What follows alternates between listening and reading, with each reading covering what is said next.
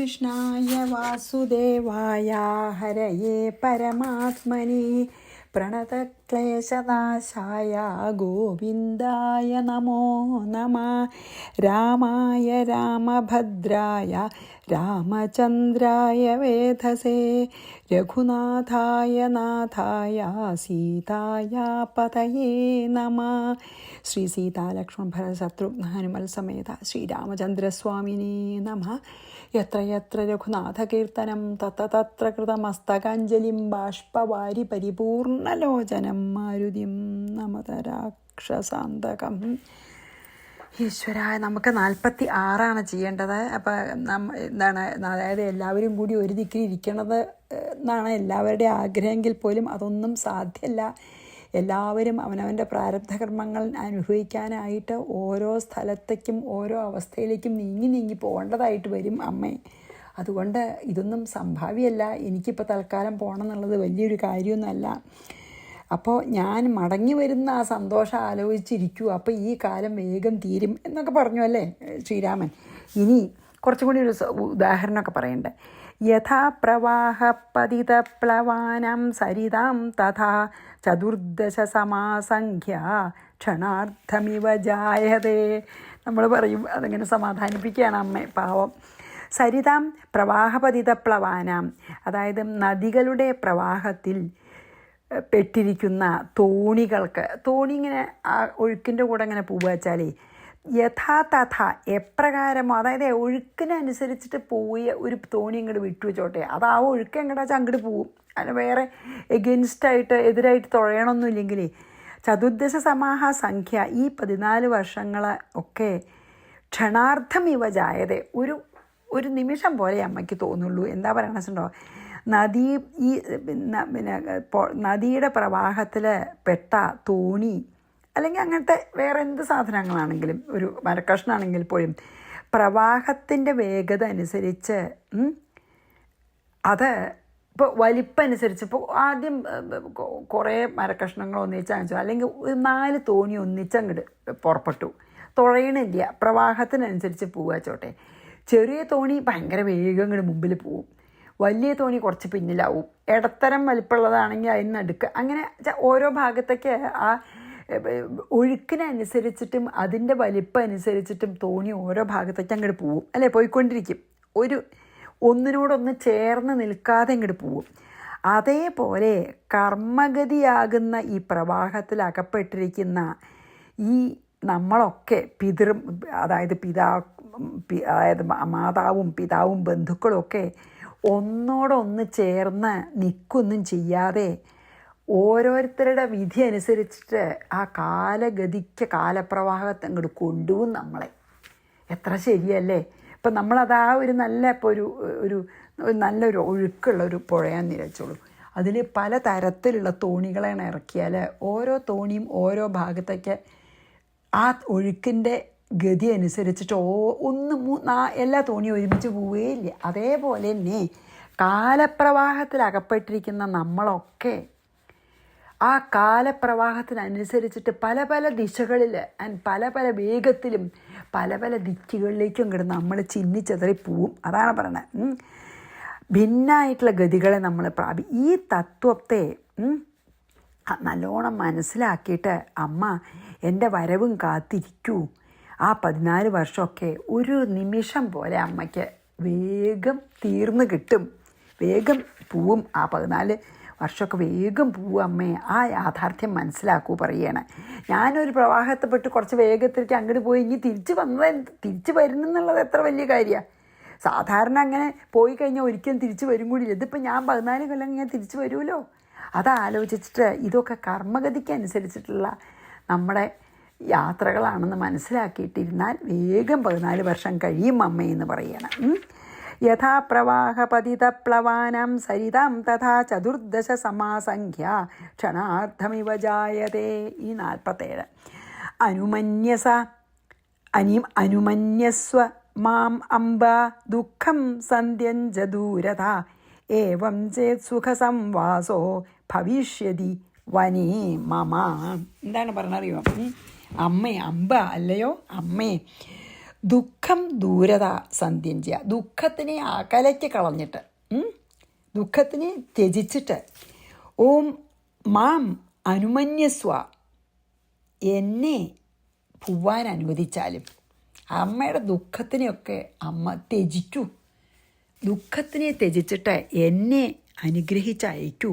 ഏവം ചെയ്ത് ഇപ്രകാരമായാൽ വനേ മമ സുഖസംവാസ ഭവിഷ്യതി. അങ്ങനെ അമ്മയുടെ സമ്മതത്തോടും അനുഗ്രഹത്തോടും കൂടി പോയാലേ എൻ്റെ വനവാസം സുഖമായി തീരൂ. അതുകൊണ്ട് അമ്മ ദുഃഖിക്കരുത്, ദുഃഖത്തിനെ ത്യജിച്ച് എന്നെ പോവാൻ, സന്തോഷത്തോടു കൂടി പോവാൻ അനുവദിക്കൂ.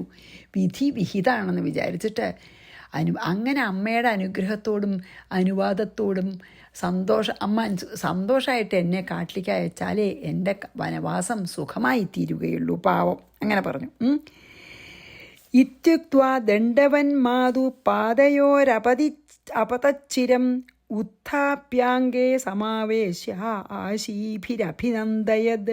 ഇതി ഉക്ത്വ, ഇങ്ങനെ പറഞ്ഞിട്ട്, മാതുഹു പാദയോഹോ, അമ്മയുടെ പാദങ്ങളിൽ ചിരം അപതത്, കുറേ നേരം കിടന്നു. പാവം അല്ലേ, അമ്മയുടെ കാല് തൊട്ടും കൊണ്ട് അവിടെ നമസ്കരിച്ചും കൊണ്ട് അങ്ങോട്ട് കിടന്നു കുറേ നേരം. ചിരം അപതത് എന്ന് പറഞ്ഞു, കുറേ നേരം കിടന്നു. ഉത്ഥാപ്യ, അപ്പോൾ എഴുന്നേൽപ്പിച്ചു. ഉത്ഥാപ്യച്ച നീപ്പിച്ചിട്ട്, അങ്കേ സമാവേശിയ, മടിയിലിരുത്തിയിട്ട്, ആശിഭിഹി ആശിസ്സുകൾ കൊണ്ട് അഭിനന്ദിപ്പിച്ചു. അതായത് പിന്നെന്താണ്, ഇങ്ങനെ പറഞ്ഞ് അമ്മയുടെ കാലുകളാണ് വീണ് നമസ്കരിച്ചിട്ട് നീക്കാതെ കുറേ നേരം കിടന്നപ്പോൾ വേഗം അമ്മ നീപ്പിച്ച്, ആ മകനെ നീപ്പിച്ചിട്ട് കൗസല്യാദേവി മടിയിലിരുത്തി അനുഗ്രഹിച്ച് സന്തോഷിപ്പിച്ചു. എന്നിട്ട് അനുഗ്രഹിക്കും. അതും കൂടി കഴിഞ്ഞിട്ട് നമുക്ക് കുറച്ച് മാറ്റത് വായിക്കാം കേട്ടോ. ഇനി അനുഗ്രഹിക്കേണ്ടതാണ് അപ്പോൾ നമുക്ക് 48 വയസ്സ്, 49, 50, 51 ഒന്നിച്ചാണ്. ഇത്യുക്ത്വാ ദണ്ഡവന്മാതു പാദയോരപതച്ചിരം ഉത്ഥാപ്യാംഗേ സമാവേശ്യ ആശീഭിരഭിനന്ദയത്. ഇനി 49, 50, 51 വായിക്കാം. സർവേ ദേവാ സഗന്ധർവാ ബ്രഹ്മവിഷ്ണു ശിവാദയ രക്ഷന്തു ത്വാം സദാ യാന്തം തിഷ്ഠന്തം നിദ്രയായുധം ഇതി പ്രസ്ഥാപയാമാസ സമാലിംഗ്യ പുനഃ ലക്ഷ്മണോപി തദാ രാമം നത്വാ ഹർഷാശ്രുഗദ്ഗദ. ആഹരാമമാന്തസ്ഥ സംശയോയം ത്വയാ ഹൃദ യാസ്യാമി പൃഷ്ഠതോ രാമ സേവാം കർത്തും തദാദിശ. സഗന്ധർവാ സർവേ ദേവാഹ, ഗന്ധർവന്മാരോടു കൂടിയ ദേവന്മാരും ബ്രഹ്മവിഷ്ണു ശിവാദയ, ബ്രഹ്മവിഷ്ണു ശിവന്മാരും യാന്തം, അവിടെ ആകാശത്തു കൂടെയൊക്കെ യാനം ചെയ്യുന്നവരും, തിഷ്ഠന്തം, ഇവിടെ നിൽക്കുന്ന പിന്നെ എല്ലാ ദേവതകളും, നിദ്രയായുധം, നിദ്രയോടുകൂടിയവനുമായ ത്വാം, നിന്നെ സദാ രക്ഷന്തു, എല്ലാ 30 മുക്കോടി ദേവകൾ നിന്നെ രക്ഷിക്കട്ടെ എന്ന് പറയാണ്. എപ്പോഴും രക്ഷിക്കട്ടെ. സദാ രക്ഷന്തു ഇതി പുനഃ സമാലിംഗ്യ, ഇങ്ങനെ പറഞ്ഞ് പിന്നെയും പിന്നെയും ആലിംഗനം ചെയ്ത് പ്രസ്ഥാപയാമാസ, പ്രസ്ഥാനം ചെയ്യിച്ചു. ലക്ഷ്മണനും തഥാ, അപ്പോൾ രാമം നത്വ, ശ്രീരാമനെ നമസ്കരിച്ച്, ഹർഷാശ്രുഗദ്ഗദ, ലക്ഷ്മണനും ബോധ്യായി, കണ്ണ് നിറഞ്ഞ് ഗൽഗദത്തോടു കൂടിയിട്ട് ആഹാ പറഞ്ഞു, രാമ മമ അന്തസ്ഥ അയം സംശയ, രാമ എൻ്റെ ഉള്ളിലുണ്ടായിരുന്ന എല്ലാ സംശയവും ത്വയാഹൃത, അങ്ങയാൽ നീക്കപ്പെട്ടു. രാമ സേവാം കർത്തു, ഞാൻ രാമനെ സേവിപ്പാനായിക്കൊണ്ട് പൃഷ്ഠത യാസ്യാമി, ഞാൻ പിന്നാലെ ഞാൻ വരുന്നുണ്ട്. തദ് ആദിശ, അതിനെനിക്ക് കൽപ്പന തന്നാലും എന്ന് പറഞ്ഞു. സകല ദേവന്മാരും ഗന്ധർവാദികളായിട്ടുള്ള ഉപദേവന്മാരും എന്ന് വേണ്ട 30 മുക്കോടി ദേവകളും ബ്രഹ്മ വിഷ്ണു ശിവൻ അടക്കം എല്ലാവരും ശ്രീരാമൻ നടക്കുകയും ഇരിക്കുകയും ഉറങ്ങുകയും ചെയ്യുന്ന നിന്നെ എപ്പോഴും കാത്തു രക്ഷിക്കട്ടെ എന്ന് പറഞ്ഞ് പിന്നെ അനുഗ്രഹിച്ചു. ലക്ഷ്മണനും അപ്പരാമനെ നമസ്കരിച്ചിട്ട് തൊണ്ടയിടറിയും കൊണ്ട് ലക്ഷ്മണൻ പറഞ്ഞു, രാമ, എൻ്റെ മനസ്സിലുണ്ടായിരുന്ന എല്ലാ സംശയവും അങ്ങ് നീക്കി തന്നു. ഇനി അതായത് ഒരു പൗരുഷം കൊണ്ട് എന്ത് കാര്യം വേണമെങ്കിൽ സാധിക്കാമെന്നായിരുന്നല്ലോ ആഗ്രഹം, അല്ലേ? പൗരുഷം കൊണ്ട് അച്ഛനെ പിടിച്ച് കെട്ടു, എന്നിട്ട് രാജാവാകും എന്നൊക്കെയല്ലേ പറഞ്ഞത്. അതുകൊണ്ടൊക്കെ അങ്ങനെ എനിക്ക് ഉണ്ടായിരുന്ന സംശയമൊക്കെ പൗരുഷം കൊണ്ടൊന്നും പറ്റില്ല എന്നുള്ള കാര്യമൊക്കെ എനിക്ക് മനസ്സിലായി. ഇനി ഇങ്ങനെ അതായത് എനിക്ക് ഏട്ടനെ ശാസിക്കാനുള്ള അധികാരമൊന്നുമില്ല, ഏട്ടനോട് അങ്ങനെ ചെയ്യുമെന്ന് പറയാനുള്ള അധികാരമൊന്നുമില്ല, എനിക്ക് മനസ്സിലായി. അങ്ങനെ ഞാൻ എൻ്റെ എല്ലാ സംശയങ്ങൾക്കും അങ്ങ് അറുതി വരുത്തിയിരിക്കുന്നു. ഹേ രാമ, അങ്ങയെ വനത്തിൽ ശുശ്രൂഷിക്കാനായിട്ട് ഞാനും അങ്ങയുടെ പിന്നാലെ വരികയാണ്, അതിനെ എന്നെ ആജ്ഞാപിച്ചാലും എന്ന് പറഞ്ഞു. എന്നിട്ട് പിന്നെ എന്ന് പറഞ്ഞിട്ടാണ്.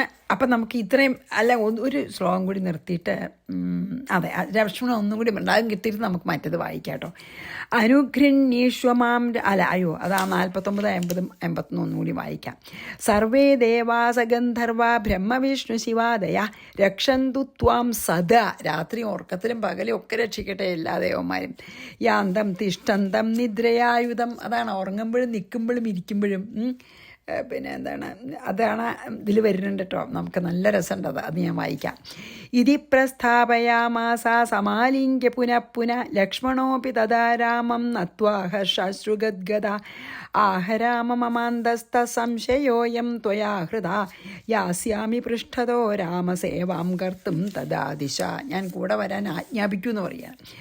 അനുഗൃഹീഷ്വമാം രാമ നോചേൽ പ്രാണാം സ്ത്യജാമ്യഹം തഥേരി രാഘവോപ്യാഹ ലക്ഷ്മണം യാഹിമാചിരം. ഹേ എന്താ അറിയോ രാമ, മാം അനുഗൃഹീഷ്വ, എന്നെ അനുഗ്രഹിക്കൂ ശ്രീ രാമ.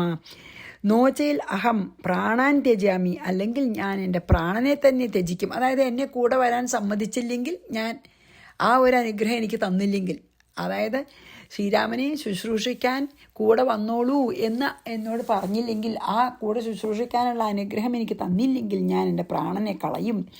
തഥായിതി, അങ്ങനെ തന്നെ എന്ന് രാഘവ അഭി ലക്ഷ്മണ, ആഹാ രാഘവനും ലക്ഷ്മണനോട് പറഞ്ഞു. യാഹിമാചിരം, ഒരിക്കലും താമസിക്കേണ്ട, പുറപ്പെടാം എന്ന് പറയണം. എന്താ പറയുക, ഹേ രാമ രാമ എന്നെ അനുഗ്രഹിക്കൂ.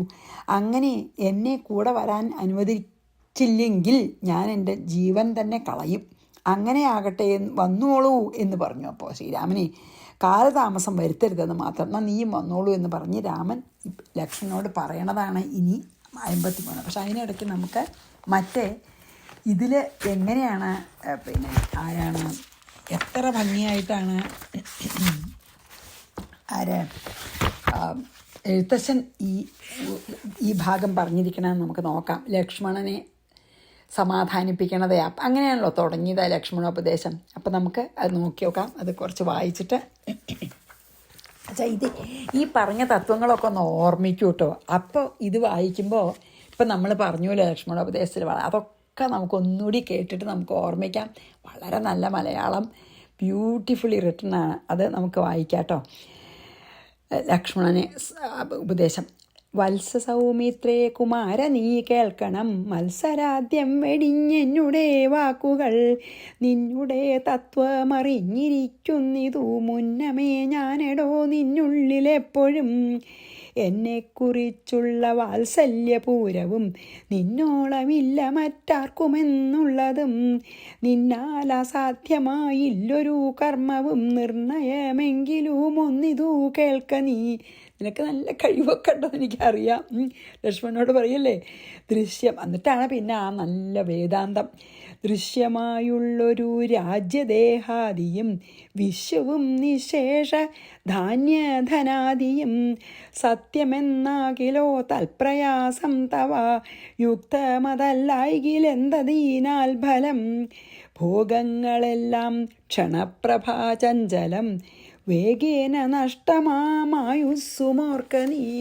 ഈ ഭൗതിക ഭോഗങ്ങൾ മുഴുവൻ വെറും നൈമിഷികാണ്. വന്യസന്തപ്തലോഹസ്താംബുബിന്ദുന സന്നിഭം മർത്യജന്മം ക്ഷണഭംഗുരം. പറഞ്ഞില്ലേ ചുട്ടുപഴുത്ത ഇരുമ്പുമ്പിൽ ഒരു തുള്ളി വെള്ളം വീണാൽ എത്ര വേഗം അത് വറ്റിപ്പോവും, അതുപോലെ നൈമിഷികാണ്. ചക്ഷുശ്രവണകളസ്ഥമാം ദർദുരം ഭക്ഷണത്തിനപേക്ഷിക്കുന്നതുപോലെ. അതാണ് എന്താണ് പാമ്പിൻ്റെ വായലിരിക്കണ വിഴുങ്ങാറായിട്ടുള്ള ആ തവള അടുത്തു കൂടെ പോണ ഈച്ച പിടിക്കണ പോലെയാണ് നമ്മൾ. എങ്ങനെ കാലാഹിന പരിഗ്രസ്തമാം ലോകവും ആലോല ചേതസാഭോഗങ്ങൾ തേടുന്നു. നമ്മളിങ്ങനെ കാലസർപ്പത്തിൻ്റെ പിടിയിലാണ്, തവളയെ പോലെ നമ്മൾ. അത് അപ്പം ഈച്ച പിടിക്കണ പോലെയാണ് സുഖഭോഗങ്ങൾ തേടണം. പുത്രമിർത്ഥാത്ര കളത്രാദിസംഗമം എത്രയും അല്പകാലസ്ഥിതമോർക്കനീ പാന്തർ പെരുവഴി അമ്പലം തന്നിലെ താന്തരായി കൂടി വിയോഗം വരും പോലെ നദ്യാമൊഴുകുന്ന കാഷ്ഠങ്ങൾ പോലെയും എത്രയും ചഞ്ചലമാലയ സംഗമം. ലക്ഷ്മിയും അസ്ഥിരയല്ലോ മനുഷ്യർക്കു നിൽക്കുമോ യൗവനവും പുനരധ്രുവം. സ്വപ്നസമാനം കളത്ര സുഖം നൃണാം അല്പമായുസ്സും നിരൂപിക്ക ലക്ഷ്മണ.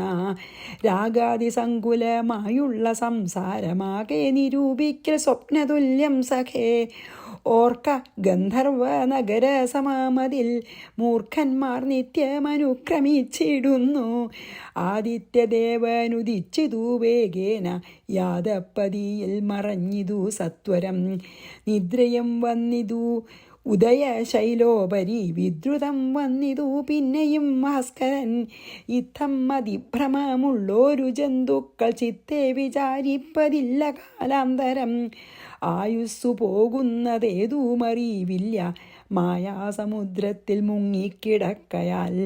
വാർദ്ധക്യമോടു ജരാനരയും പൂണ്ടു ചീർത്തമോഹേന മരിക്കുന്നിതു ചിലർ. മോഹം തീരാതെ ആശ ഒട്ടും മാറാതെ മരിക്കുന്നു. നേത്രേന്ദ്രിയം കൊണ്ടു കണ്ടിരിക്കെ പുനതോർത്തറിയുന്നീലമായ തൻ വൈഭവം. ഇപ്പോൾ ഇതു പകൽ, പിൽപ്പാടു രാത്രിയും, പിൽപ്പാടു പിന്നെ പകലുമുണ്ടായി വരും. ഇപ്രകാരം നിരൂപിച്ചു മൂഢാത്മാക്കൾ ചിൽപുരുഷൻ ഗതിയേതുമറിയാതെ. കാലസ്വരൂപനാം ഈശ്വരൻ തന്നെ ലീലാവിശേഷങ്ങളൊന്നുമോരായികയാൽ ആമ കുംഭാംബു സമാനമായുസ്സുടൻ പോമതേതും ധരിക്കുന്നതില്ലാരുമേ. രോഗങ്ങളായുള്ള ശത്രുക്കളും വന്നു ദേഹം നശിപ്പിക്കുമേവനും നിർണയം. വ്യാഘ്രിയെപ്പോലെ ജരയുമടുത്തു വന്നാക്രമിച്ചിടും ശരീരത്തെ നിർണയം. മൃത്യുവും കൂടൊരു നേരം പിരിയാതെ ഛിദ്രവും പാർത്തുള്ളിയിലിരിക്കുന്നു. ദേഹം നിമിത്തമഹം ബുദ്ധി കൈക്കൊണ്ടു മോഹം കലർന്നു ജന്തുക്കൾ നിരൂപിക്കും. ബ്രാഹ്മണോഹം നരേന്ദ്രോഹം ആഢ്യോഹം എന്നാം റേഡിതം കലർന്നീടും ദശാന്തരേ. ഞാൻ ഇന്നാളാണ്, ഞാൻ ബ്രാഹ്മണനാണ്, ഞാൻ രാജാവാണ്, ഞാൻ ആഢ്യനാണെന്നൊക്കെ വിചാരിക്കുമല്ലോ നമ്മളെ ദേഹാഭിമാനം കൊണ്ടേ. ജന്തുക്കൾ ഭക്ഷിച്ച കാഷ്ടിച്ചു പോകിലോ, വെന്തുവെണ്ണീറായി ചമഞ്ഞു പോയിടിലാം. ഈ ദേഹം വെന്തുവെണ്ണീറാവൂലോ. മണ്ണിനു കീഴായി കൃമികളായി പോകിലാം.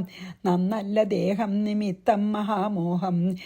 ത്വങ്മാംസരക്താസ്ഥി വിൺമൂത്രരേതസം സമ്മേളനം പഞ്ചഭൂതക നിർമ്മിതം. മായാമയമായി പരിണാമിയായൊരു കായം വികാരിയായുള്ളൊന്നിതധ്രുവം. ദേഹാഭിമാനം നിമിത്തമായുണ്ടായ മോഹേന ലോകം ദഹിപ്പിപ്പതിന്നു നീ. മാനസതാരിൽ നിരൂപിച്ചതും തവ ജ്ഞാനമില്ലായെന്നറിയുക നീ ലക്ഷ്മണ. ദോഷങ്ങളൊക്കവേ ദേഹാഭിമാനിനം രോഷേണ വന്നു ഭവിക്കുന്നിതോർക്ക നീ. പറഞ്ഞില്ലേ നമ്മളെ ക്രോധാണ് ഏറ്റവും വലിയ ഷഡ്വൈരികളിലെ ഏറ്റവും, അതാണ് പറഞ്ഞത്. രോഷേണ വന്നു, അതായത് ദോഷങ്ങളൊക്കവേ ദേഹാഭിമാനിനം രോഷേണ വന്നു ഭവിക്കുന്നിതോർക്ക നീ. രോഷാണ് ഒട്ടു വരുത്താത്ത. ദേഹോഹമെന്നുള്ള ബുദ്ധി മനുഷ്യർക്കു മോഹമാത്ര വാമവിദ്യയാകുന്നതും. അവിദ്യേ മോഹമാതാം അവിദ്യയാകുന്നതും. ദേഹമല്ലോർക്കിൽ ഞാനായത് ആത്മാവെന്നു മോഹൈകഹന്ത്രിയായുള്ളതു വിദ്യകൾ. അതായത് ഞാൻ ദേഹമാണെന്നുള്ളതാണ് ആ വിദ്യ, ഞാൻ ആത്മാവാന്നുള്ളതാണ് വിദ്യ എന്ന്. സംസാരകാരിണിയായത് അവിദ്യയും. ഈ സംസാരത്തിന് കാരണം നമ്മുടെ ഈ ദേഹാഭിമാനം അവിദ്യയാണ് കാരണം. സംസാരനാശിനി ആയതു വിദ്യയും. ഈ സംസാരത്തിൻ്റെ നാശം എപ്പോഴാണ്?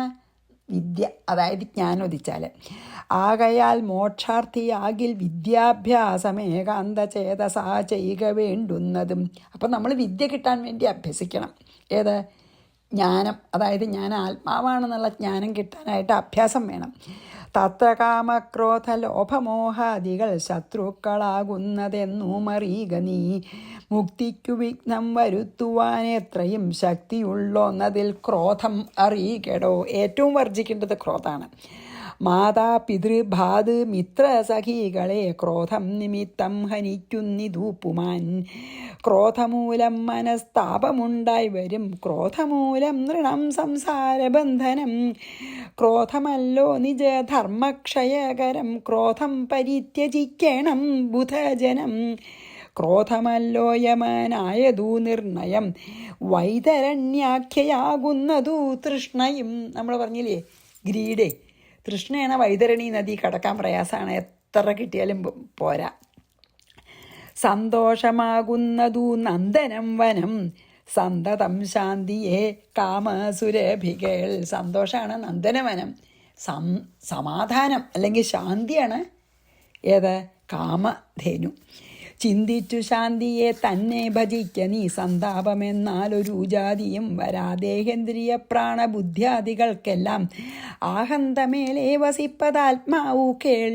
ശുദ്ധ സ്വയം ജ്യോതിരാനന്ദപൂർണമായി തത്വാർത്ഥമായി നിരാകാരമായി നിത്യമായി, നിർവികൽപ്പം പരം നിർവികാരം ഘനം, സർവൈക കാരണം സർവജഗന്മയം, സർവൈക സാക്ഷിണം സർവജ്ഞമീശ്വരം, സർവദാ ചേതസി ഭാവിച്ചു കൊൾക നീ. സാരജ്ഞനായ നീ കേൾ, സുഖദുഃഖദം പ്രാരബ്ധമെല്ലാം അനുഭവിച്ചിടണം. കർമ്മേന്ദ്രിയങ്ങളാൽ കർത്തവ്യമൊക്കവേ നിർമായമാചരിച്ചിടുകെന്നേ വരൂ. കർമ്മങ്ങൾ സംഘങ്ങളൊന്നിലും കൂടാതെ, കർമ്മഫലങ്ങളിൽ കാംക്ഷയും കൂടാതെ, കർമ്മങ്ങളെല്ലാം വിധിച്ച വണ്ണം പരബ്രഹ്മണി നിത്യേ സമർപ്പിച്ചു ചെയ്യണം. നിർമ്മലമായുള്ളൊരാത്മാവു തന്നോടു കർമ്മങ്ങളൊന്നുമേ പറ്റുകയില്ലെന്നാൽ, ജ്ഞാനസ്വരൂപം വിചാരിച്ചു സന്തതം മാനത്തെയൊക്കെ ത്യജിച്ചു നിത്യം പരമാനന്ദം ഉൾക്കൊണ്ടു മായാവിമോഹങ്ങൾ മാനസത്തിങ്കൽ നിന്നാശു കളക നീ. മാനമല്ലോ പരമാപദാമാസ്പദം, സൗമിത്ത് തന്നോടീ വണ്ണമരുൾ ചെയ്തു. സൗമുഖ്യമോടു മാതാവോടു ചൊല്ലിനാൻ. നമ്മോട് പറയണം, ഈ പറയണതൊക്കെ കേട്ടൂലോ എന്ന് പറയൂലോ. കേൾക്കണമമ്മേ തെളിഞ്ഞു നീ എന്നുടെ വാക്കുകളേതും വിഷാദമുണ്ടാകൊല. ആത്മാവിനേതുമേ പീഡയുണ്ടാക്കരുത്, ആത്മാവിനെ അറിയാതവരെ പോലെ. സർവലോകങ്ങളിലും വസിച്ചിടുന്ന സർവജനങ്ങളും തങ്ങളിൽ സർവദാ കൂടി വാഴുകെന്നുള്ളതില്ലല്ലോ. സർവജ്ഞയല്ലോ ജനനി നീ കേവലം. എല്ലാവരും കൂടി ഒരു ദിക്കിലിരിക്കുക, അങ്ങനെയൊക്കെ വയ്ക്കും അമ്മേ. ആശു 14 സംവത്സരം വനദേശേ വസിച്ചു വരുന്നതുമുണ്ടു ഞാൻ. ദുഃഖങ്ങളെല്ലാം അകലെ കളഞ്ഞുടൻ ഉൾക്കനീവോടും അനുഗ്രഹിച്ചിടണം. അച്ഛനെങ്ങെന്തുള്ളിൽ ഇച്ഛയെന്നാൽ അതിങ്ങിച്ഛയെന്നെങ്ങുറച്ചിടണം അമ്മയും. കേട്ടോ, അച്ഛനെന്താ ഇച്ഛാച്ചാ അതാണ് എൻ്റെ ഇച്ഛ എന്ന് അമ്മ വിചാരിക്കൂ. അച്ഛനങ്ങെന്തുള്ളിൽ ഇച്ഛയെന്നാൽ അതിലിങ്ങിച്ഛയെന്നങ്ങു ഉറച്ചിടേണം അമ്മയും.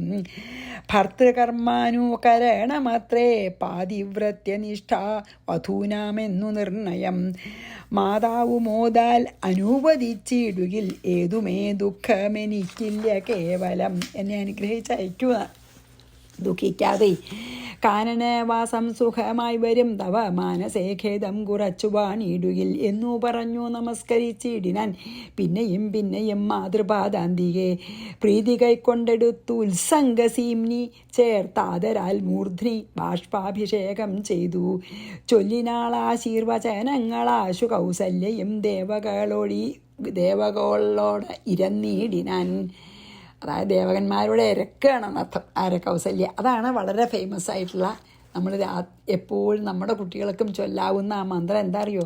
അല്ലെങ്കിൽ ആ വരികൾ എഴുത്തച്ഛൻ്റെ വളരെ ഭംഗിയുള്ളതാണ്. ഞാനത് എത്രയോ കുറേ കാലമായിട്ട് പഠിച്ചതാണ്. എത്രയോ ആൾക്കാർ ചെല്ലി ഞാൻ കേട്ടിട്ടുണ്ട്. ഇതാണ് ഈ വരികൾ.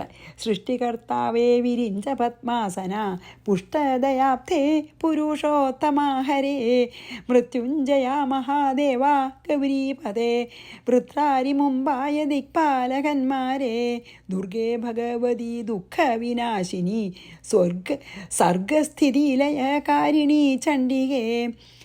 എല്ലാവരെയും വിളിച്ചു, സകല ദേവന്മാരെയും ദേവിമാരെയും വിളിച്ചിട്ട് പിന്നെ എന്താ പറയണേ? എന്മകനാശു നടക്കുന്ന നേരവും കൽമഷം തീർന്നിരുന്നിടുന്ന നേരവും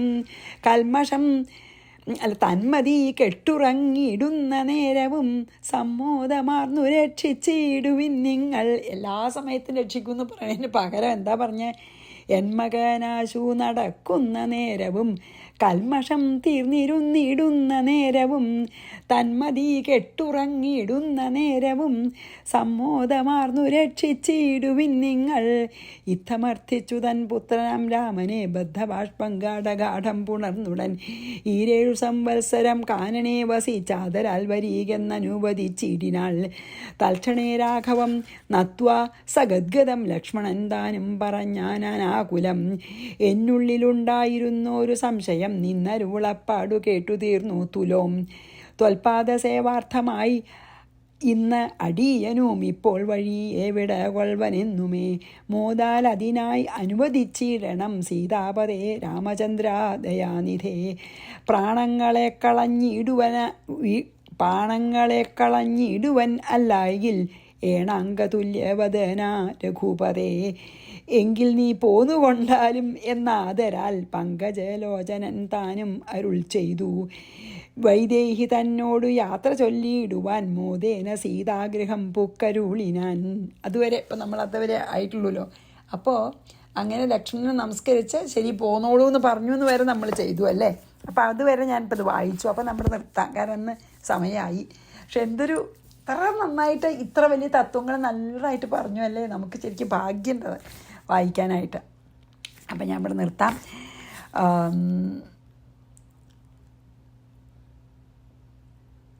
ശ്രീകൃഷ്ണാർപ്പണമസ്തു.